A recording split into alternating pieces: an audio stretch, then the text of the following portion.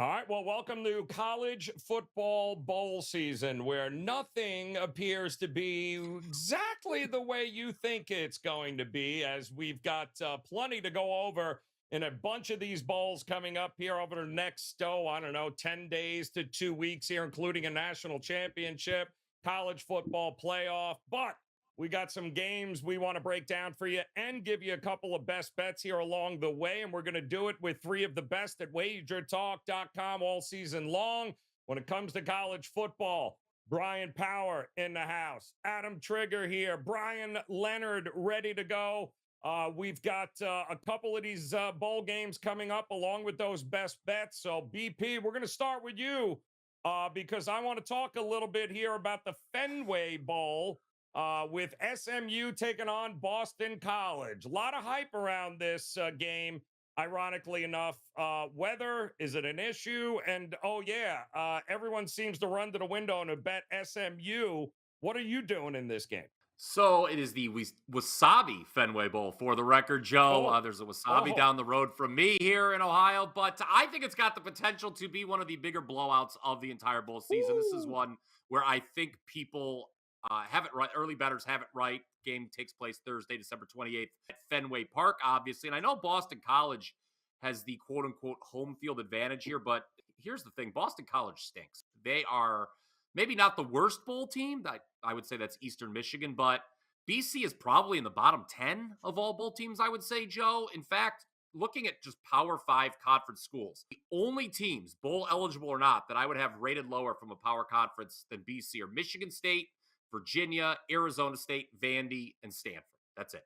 That's the list. None of those teams were, in fact, bowl eligible. SMU, meanwhile, for my money, I thought they were the top group of 5 team in the country this season. I backed the Mustangs in the AAC championship game at Tulane. Was yelling very loudly at the sports book while that game was going on. Trig can confirm that. And the Mustangs won outright, even though Preston Stone was out. You had Kevin Jennings, the backup. His first snap didn't go so well there. Had me worried. He fumbled, set up an easy TD for Tulane. But after that, he really settled down, and an excellent SMU defense, which is top 10 in several metrics nationally, really took over. Turning the ball over 3 times like SMU did and still winning by double digits at Tulane, that's not easy to do, Joe. So a tip of the cap to the ponies there. And you look at this matchup, SMU largely unaffected by the transfer portal and opt-outs. You can't say that about too many teams. It's going to be Jennings starting at quarterback again. He's got plenty of practice time. He averaged 10.2 yards per attempt against Tulane. So we're talking about a guy who's not afraid to push the ball down the field. And BC's defense just not good when it comes to getting to the quarterback or red zone efficiency. And I mentioned SMU's defense, top 10 in several metrics nationally. Well, BC's offense, really nothing to write home about. They failed to score more than 22 in any of their last 5 games. Transfer portal injury list for BC, it's longer than SMU's. Most of the guys opting out, though, or transferring, they had already lost their starting positions. But it tells me that they may not have a lot of enthusiasm for this one, even though it's being played in their backyard. I see just edges galore on both sides of the ball for SMU. They should win easily. I would lay it up to 13.5 in the Wasabi Fenway Bowl. Oh, wasabi. All right. So there it is. SMU. We got a vote for him. Little throwback there. That's impressive. We go from wasabi to Pop-Tarts. And nobody loves them Pop-Tarts more than Adam Trigger with this year's Pop-Tarts bowl game on the 28th, I believe, here of December. NC State taking on Kansas State here. So much, I guess, for the Brennan Armstrong experiment, or does it continue? Will Howard's moving on. A lot of moving parts with this game here, Trig. What do we need to know? Well, yeah, there is a lot of moving parts, and I think the moving parts have started to, sort of creep into the number here, and it's caused the number to be pushed down. It seems like the masses think that this is a better situation for NC State. But, I'll start with this. Shout out to Dave Dorian for getting this team to go 9-3. I didn't think that this NC State team had a ton of a great roster coming into this season. It's an ACC team, so it's a team I follow closely and had an opinion on coming into the year. But, he goes 9-3 and does it with Brennan Armstrong not playing particularly well. If you go back to the beginning of the season, they made a big deal about Armstrong. Robert and I moved from Syracuse to NC State after sort of like, resurrecting the Syracuse offense. And it was supposed to be this, uh, Anai was offensive coordinator at Virginia for Armstrong when he got there and had his great season. So it was supposed to all just be roses and work out this, reunion of sorts. And that wasn't the case. Armstrong was terrible. MJ Morris was the better quarterback, but then he leaves. So, he leaves and now you're stuck with Armstrong again, who was pretty good in the second, chance that he had to play toward the end of the season. But I'm kind of taking that with a grain of salt there. Wake is not a great football team. They had a very, very down year. Virginia Tech, I mean, they get to 6-6. And then, of course, UNC was in like the total, dream crusher, not care spot coming off of the Clemson loss. So, he did play better, but it's just, he just isn't really a quarterback I want to back. Now, the big sort of name is Will Howard.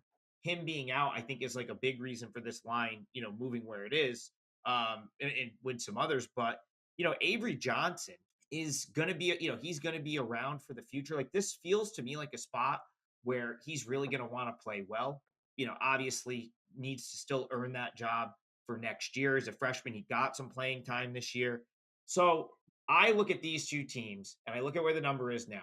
And I truly believe that Dorian and the coaching staff just did such a good job with not as much to get NC State to where they were this year.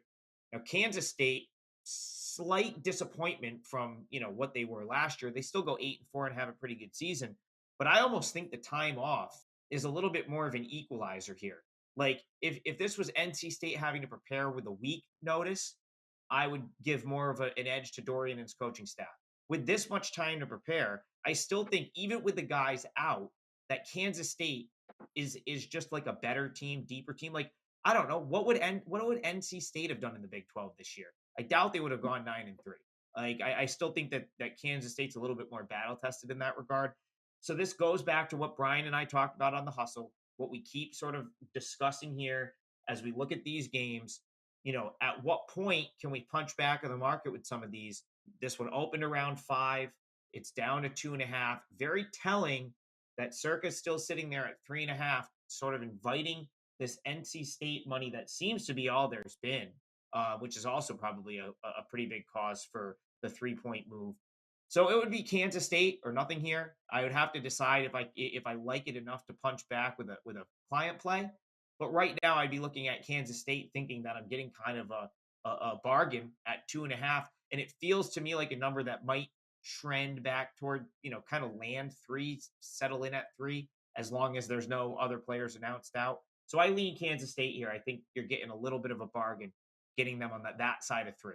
All right, good stuff there. The old Pop-Tart Bowl here. Much to understand about bowl season here with the opt-outs, transfer portal, and, of course, the transfer portal. Just because you opt into it doesn't mean you're not going to play in the bowl game. So, Brian Leonard, a lot to decipher here. I guess welcome to the new normal in college football bowl season. And it's been interesting in your bowl game, the Alamo Bowl coming up also December 28th with Arizona taking on Oklahoma. Man, a lot of mass exodus across the board here. How are you ultimately going into this game? And is there a side or a total? What do you think we're going to get here? Yeah, this year is going to be unlike any other year when it comes to the bowls. It used to be you would get the motivation right out of the way and get your bets in early. But now with the portal, who knows how to handicap these games? So it's a limited number of bowl games for me, excuse me, this season. The Wildcats of Arizona haven't been bowling since a 38-35 loss to Purdue in 2017. And this is a club that's had 5 straight losing seasons before really blowing up this year, winning 9 of 12 games. The last 7 seasons, Arizona allowed over 31 points per game on average each year. This season, only one opponent, USC, surpassed that 31-point mark. Just a tremendous defensive turnaround for the Wildcats this season. And we'll see if that continues up against a very good offense here in Oklahoma. And the offense has been pretty good as well for Arizona, scoring a combined 101 points the last 2 games. So they're starting to peak offensively. Oklahoma bounced back from a very rare losing season. Brent Venables' first year to win 10 games this season. Passing attack is once again elite, which it always is in Oklahoma. That's what they're known for. But the running game has been a bit of a disappointment. Not bad, but not a force either. The Sooners enter every season with extremely high expectations with an eye on the national prize. That hasn't been the case the last 4 seasons now, as they've been left off the Final Four stage. It's great that the Sooners rebounded in a big way this year, but we kind of like this Arizona club who has much more to prove here. I'm not so sure Oklahoma's players are excited to go to San Antonio. When you go to Oklahoma as a football player, you expect bigger things. I'm not so sure they're happy to be here. Arizona, after not going bowling 5 straight years, they're happy to be anywhere. And I've been to San Antonio. I really like San Antonio if you've never been there. So I think the teams will have a good time there. But Arizona -3 is the way I'm looking on this one. I know what I'm going to get out of Arizona's players. Not sure I'm going to get that out of Oklahoma's. It's proceed with caution. That's maybe the best advice we can give at this point. So we got 3 big game breakdowns. We absolutely have 3 best bets here coming up in these bowl games across the board as we get ready to bring it back to Brian Power. But I do want to invite you, those of you joining us for the very first time, go ahead, hit that like button and hit the subscribe button. Become part of the Wager Talk TV family. We've got all of these bowl games covered across the board. Great content, just a couple of clicks away for you to check out all of the great head-to-head matchups coming up, including the college football playoffs, as well as the national championship possibilities. So great stuff by simply hitting that subscribe button, and you get access to it all, including some more best bets as we bring it back to Brian Power here, who is going to take a look at the Las Vegas Bowl, which is an interesting one with Northwestern, who absolutely nobody thought would even be coming close to qualifying for a bowl game, taking on Utah, where I understand you're going to be playing quarterback. Oh, was I supposed to do the whole? Was I supposed to lip read here, BP? Was that it? Yeah, it's a new thing, Joe. You and I have been working together for so long. I thought you would be able to do that. My apologies here. Yeah, I am not a pig farmer though, so I don't know if I'm qualified to be the Utah starting quarterback. Look, Trig mentioned it earlier in the show about the idea of punching back on some of these line moves. This Las Vegas Bowl between Utah and Northwestern is one where we haven't seen drastic line movement yet. There has clearly been money coming in on the dog, and I still think there is value in grabbing the points with Northwestern, who, going back to something Brian Leonard was talking about, motivation, you got to think Northwestern's the more motivated side here. Joe, if I would have told you back in September that Utah and Northwestern would be facing off in a bowl game, you would have had me institutionalized. But here we are, and it's happening. Utah, just a really disappointing 2023 campaign filled with injuries, not meeting goals, rising. Keithy, both never played. You had Washington and Oregon emerging as college football playoff contenders from the Pac-12. Meanwhile, the Utes at no point really felt like they were a contender to make the conference title game. Oregon State was better. Arizona was better. I just don't think the Las Vegas Bowl is going to motivate Utah. And what's really interesting is Bryson Barnes, the quarterback. He's in the transfer portal, but has said he's going to play here. He said he doesn't want to leave his teammates hanging, but how much does he really care if he's going to be leaving? By the way, there's a dozen other players for the Utes in the portal right now. So all signs point to this to being a pretty unmotivated favorite, I think. Meanwhile, Northwestern, they're really going to want to win this game for David Braun, who, what a job he did. Absolutely earned the head coaching gig. Nothing was expected from the Wildcats this year, Joe, as you alluded to. Hazing scandal leads to Pat Fitzgerald being ousted, but they get to a bowl. The starting left guard is the only player in the portal for the Wildcats. The offense, shockingly efficient in the red zone this year. They will be more motivated. So I will say, best bet, give me the points in the Las Vegas Bowl. Northwestern was 6-3 ATS as a dog with 4 outright upsets in the regular season. All right, there you go. Moving right on down the line here, Adam, trigger for a best bet heading to Boca Raton, Florida.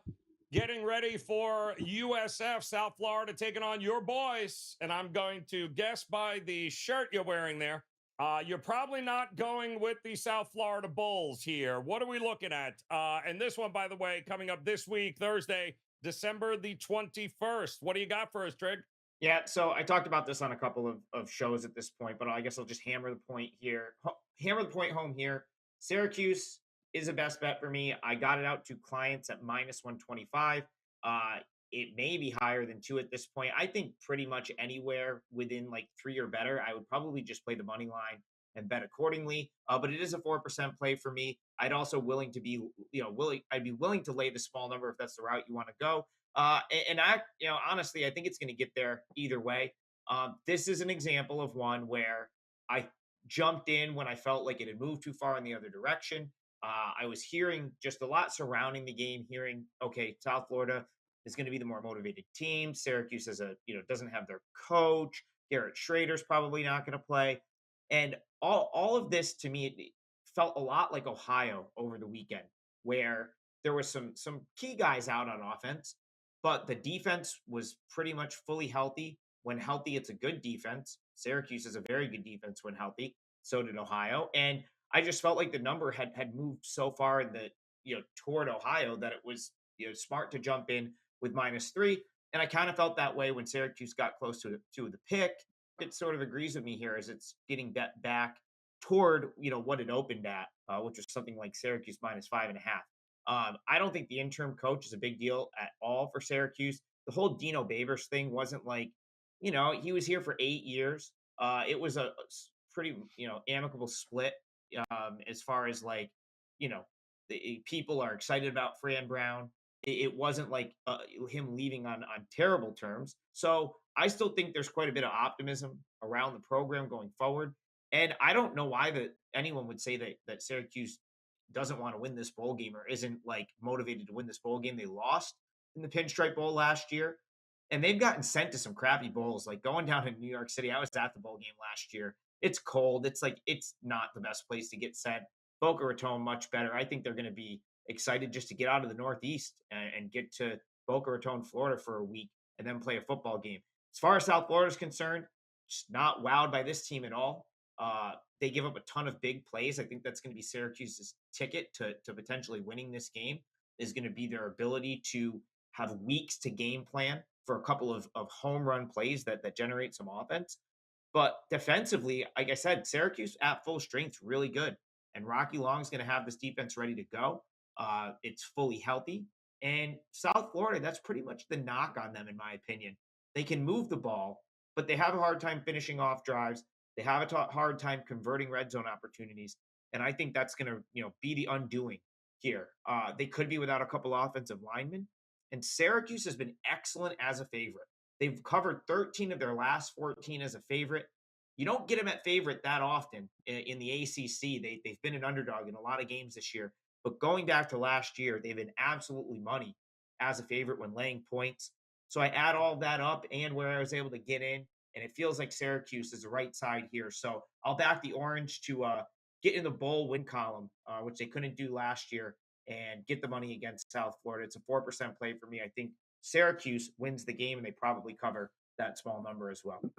All right, there you go. Vote for Q's here in that one. We do have one best bet remaining, and it's an extremely interesting bowl game because it involves, well, it's the Armed Services Bowl here, Brian Leonard, and it involves Air Force, who kind of choked it away down the stretch there, taking on James Madison, everyone's darling newcomer here. They did make it to a bowl game, except pretty much without any of the guys on the defense that made them what they were this year. Coach leaves, Signetti's now at Indiana. This is a tough one here. I don't know how much the transfer portal plays into Air Force, if at all here. So what are you going to do in this game here? It's a small number. Yeah, it's a very interesting game. A lot of moving parts in this one. The Dukes of James Madison had a terrific season, winning 11 of 12 games.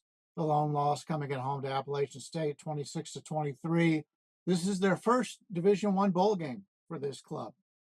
They've had many games in Division II, where they've gone very far in the playoffs and been a powerhouse. But this is the first one in Division I. They're very excited about that.